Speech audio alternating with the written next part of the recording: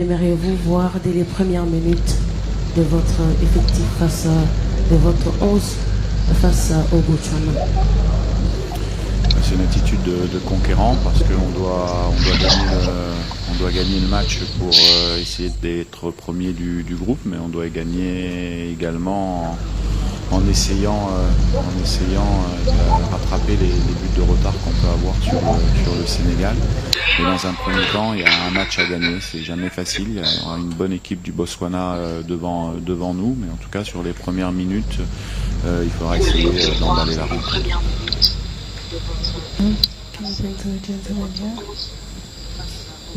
Bonjour, Oussama Mouhamed du Maroc. Monsieur De Sabre, est-ce que vous ne pensez pas qu'il y avait de la place pour faire mieux contre les Sénégalais? Est-ce que vous ne croyez pas que la remontada sénégalaise à Kinshasa a joué sur les esprits? Que pensez-vous éventuellement de la huitième de finale RDC-Algérie? Ouais, je pense qu'on doit se concentrer sur le prochain match. On va parler du match du Botswana. On a 4 points. On va essayer de terminer avec 7 points et un goal average supérieur au Sénégal.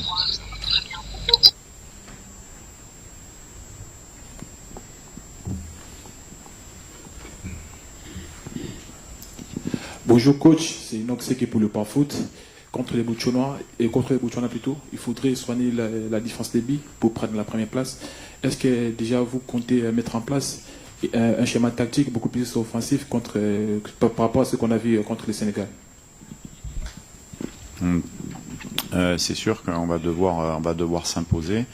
Déjà, la première étape, c'est gagner. Ça va pas être simple de gagner contre une équipe du Botswana qui avait fait de bons résultats dans la phase de qualification à la CAN, mais on doit être ambitieux. Donc ambitieux, effectivement, c'est pour pouvoir s'imposer, proposer un jeu offensif. On n'est pas simplement dans les joueurs, dans le dispositif. On est simplement dans des approches d'animation offensive qui vont devoir être, on va dire, un peu plus hautes que sur le reste des rencontres.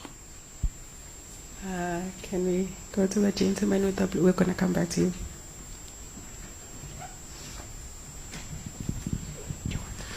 Bonjour coach, bonjour Joris.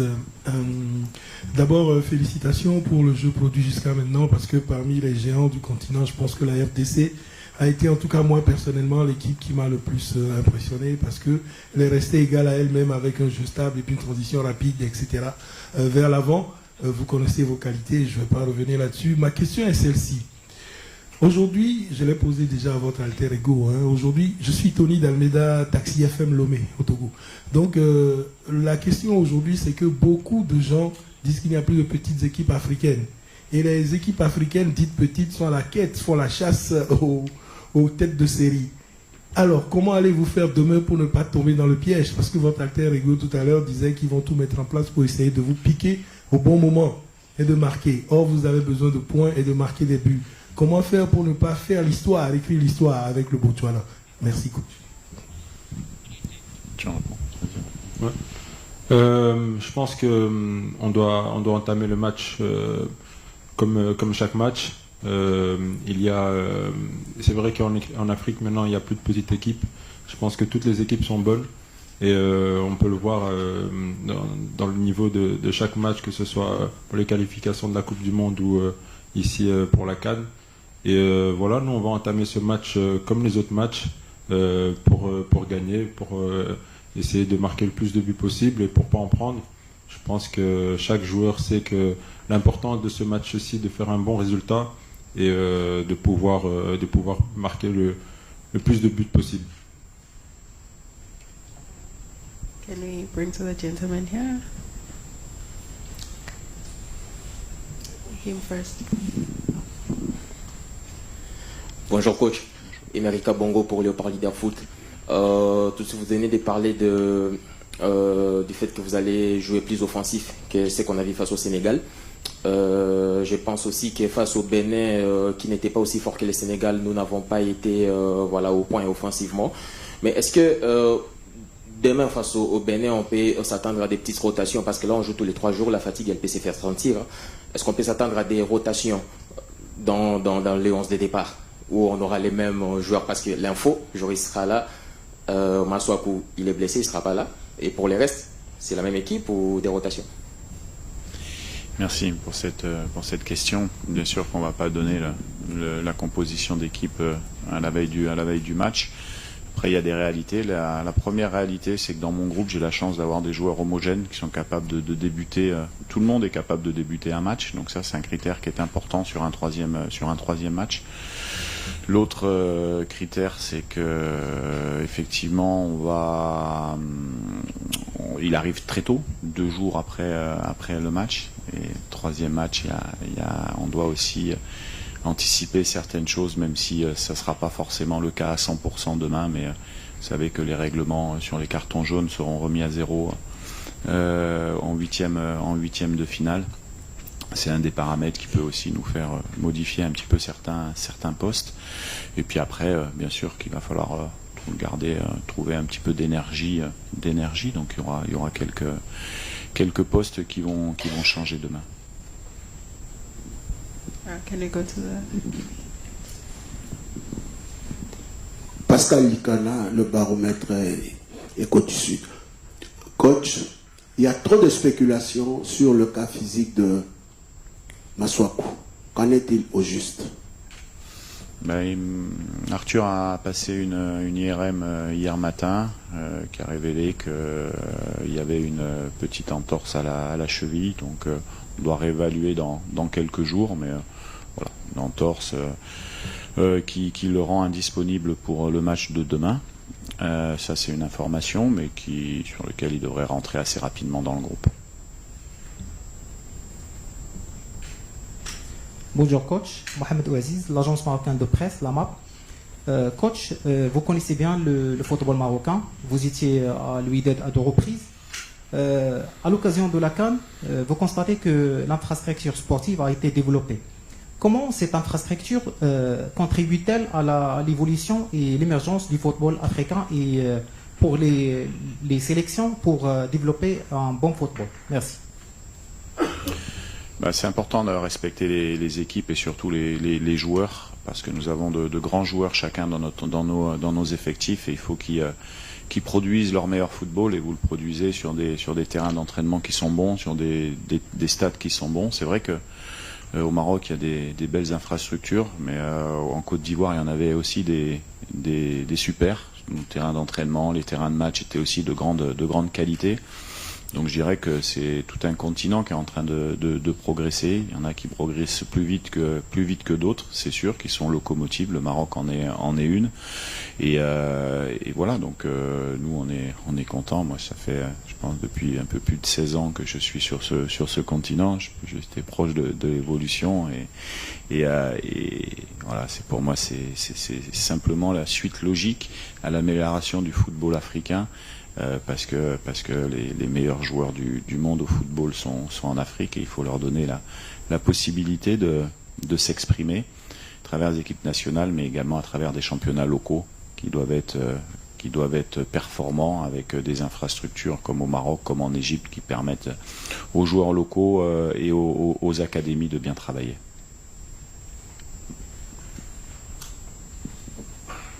Bonjour coach. C'est Junior Bompé Mandé, la radio-télévision nationale congolaise. Ça dépendra, ce sera soit vous, soit Joris qui me répondez. Depuis la campagne du mondial des éliminatoires de la Coupe du Monde, je sais que ça va être une analyse mal faite de ma part, mais j'ai constaté que le couloir gauche occupé par Joris et Masuaku demeure de plus en plus notre tendon d'Achille, et la preuve, c'est qu'on a considéré. Et depuis le début, quand Joris a pris la place de Masuaku, je n'ai pas senti les plus grands changements apportés par s'il possibilité pour ce match qui paraît personnellement important. Ça peut nous procurer la première place, de trouver la bonne formule où Joris qui va occuper ce poste, de les mettre vraiment en confiance de manière à ce qu'il fasse un très bon match. D'accord, je vais répondre. Je ne partage pas la même analyse que vous. Bien sûr que dans différents secteurs du jeu, on doit s'améliorer. mais beaucoup de situations de but viennent de notre côté gauche. Donc il y a un équilibre à trouver entre efficacité défensive et efficacité offensive. Bon, il y a beaucoup d'exemples, que ce soit Joris sur des passes décisives, que ce soit Masuaku dans des séquences de passes importantes. Je sais pas, vous avez dû voir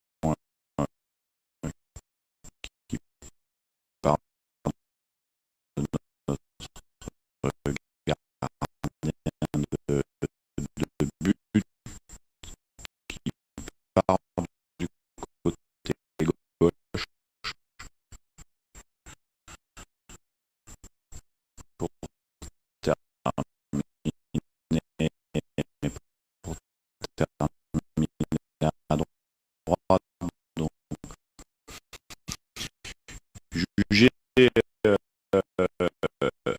individuellement des choses comme ça, je pense que c'est pas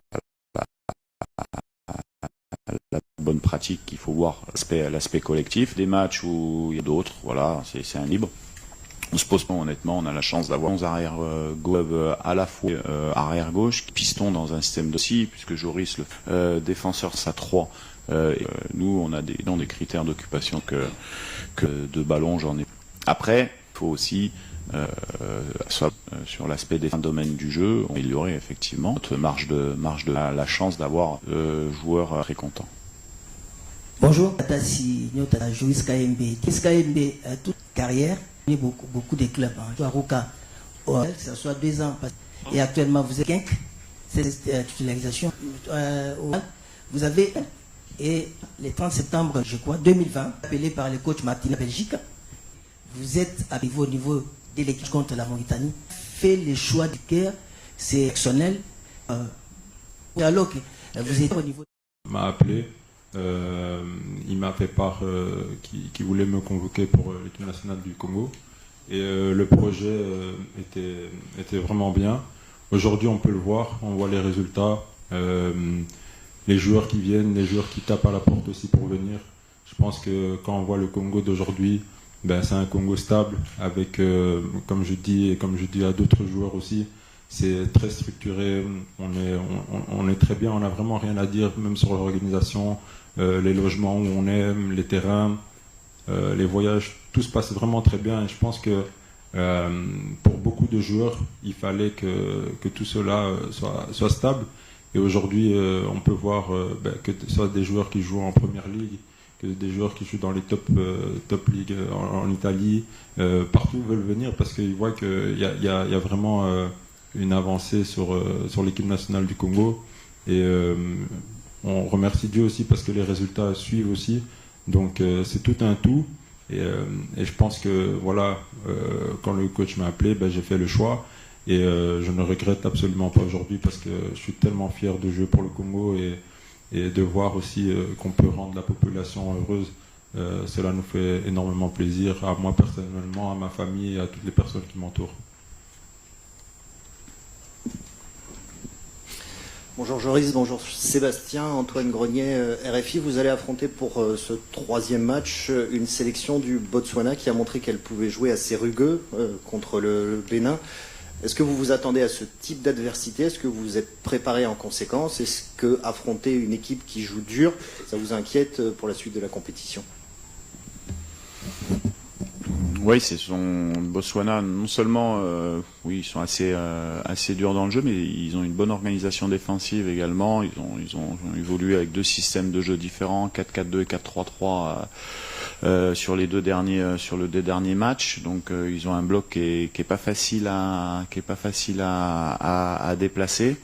Après, nous on a des ambitions dans ce groupe, donc on se doit techniquement d'être à la hauteur justement pour faire déplacer le jeu assez rapidement, pour être bon techniquement, pour justement éviter ce genre de duel. C'est un peu la même approche qu'on avait voulu mettre en place sur le match du Bénin, où ils sont aussi assez rugueux à l'intérieur au Bénin avec Delmeda, Hassan et puis Doku. Voilà, mais on s'attend effectivement à une équipe qui est éliminée.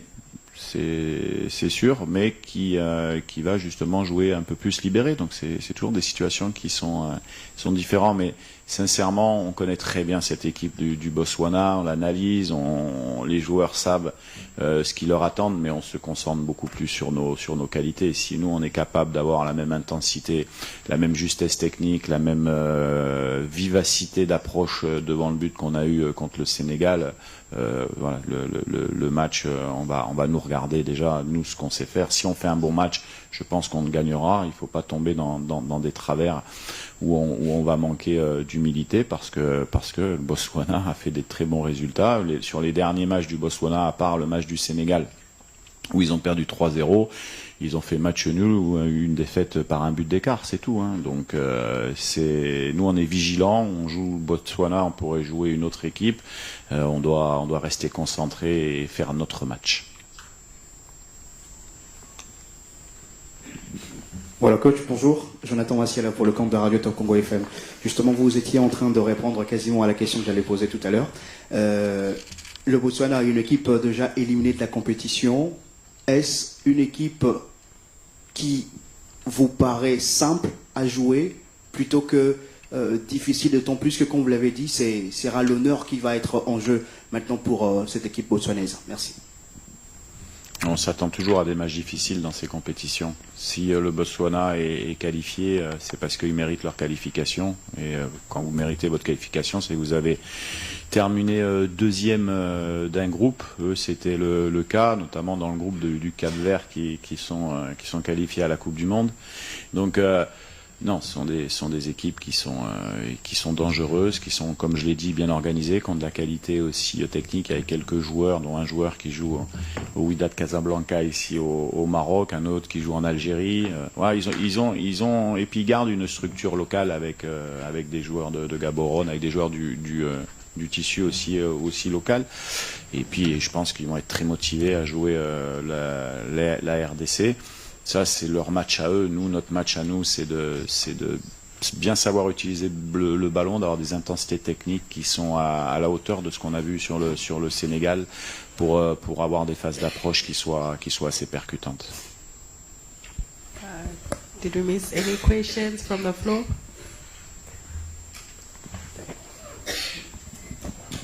Bonjour coach, Patrick Juère pour Sport 365. Le Botswana s'était qualifié il y a un an pour cette Coupe d'Afrique sous la direction d'un entraîneur français, Didier Gomez da Rosa. Est-ce que, pour préparer ce match, vous avez été en contact avec lui? Est-ce qu'il vous a un petit peu renseigné sur cette équipe qu'il a beaucoup façonnée avant cette CAN? Non, pas du tout. Do you have any other questions? Okay, can we take one last question here and then we're going to close the press conference. Thank you. Bonjour coach, Grévy Tamboué, Six Télévision RDC. Alors coach, nous sommes à la porte des huitièmes de finale. La RDC a 4 points actuellement. Joue le Botswana demain. Avec 4 points, au regard de ce qui se passe dans d'autres groupes, la RDC est quasiment assurée d'être premier, ou plutôt entre la première, deuxième, troisième place. Au pire, meilleur troisième. Est-ce que quelque part, vous faites déjà les calculs au regard de tableau de huitième de finale pour choisir quelle voie prendre pour sélectionner peut-être un adversaire dans l'esprit, de dire on évite telle place pour ne pas tomber face à telle?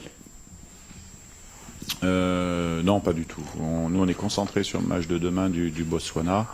Après, les parcours et ce qu'on aura, on sait que dans notre poule, Le premier jouera un troisième. Là, personne ne sait, ça va dépendre des meilleurs troisièmes. Le second jouera avec certitude l'Algérie, qui a été sûre de terminer première de son groupe. Et le troisième de notre poule, pareil, va jouer un premier, mais on ne sait pas quelle poule. Donc les calculs, vous comprenez que c'est difficile à faire. Et puis la seule chose qu'on sait, c'est que en huitième de finale, on jouera pas le Sénégal si on se qualifie ou le Bénin.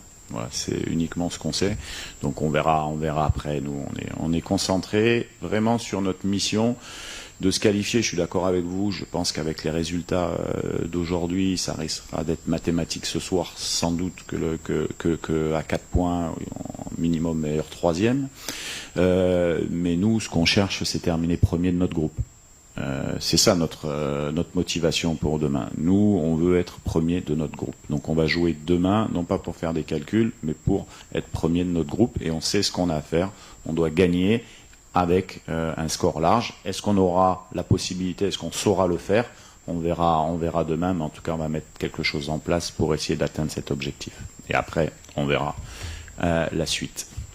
Thank you, Coach Sebastian. Thank you, Doris. Doris, we're just going to take a picture. So can you please stand for a picture? Thank you to the media photographers. You can come in front for the picture.